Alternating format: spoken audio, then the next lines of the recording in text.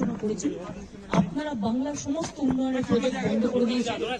আপনারা বিরোধী দলের কোনো একজনের কোনো সুযোগ দেন না এবং আপনারা আমাদের 3 বছর ধরে দেশের স্বার্থে বাংলার স্বার্থে রাজ্যগুলোর স্বার্থে আজকে এসেছি একা। কিন্তু আপনাদের পরিষ্কারভাবে বলছি, আপনারা 100 দিনের কাজ বন্ধ, প্রধানমন্ত্রী আবাস যোজনা বন্ধ, রুরাল রোড যোজনা বন্ধ, সমস্ত কিছু বন্ধ করে রেখেছেন। এমনকি ফুড সাবসিডি পর্যন্ত দেননি। আমরা 1,71,000 কোটি টাকা পাই লাস্ট ইয়ার পর্যন্ত।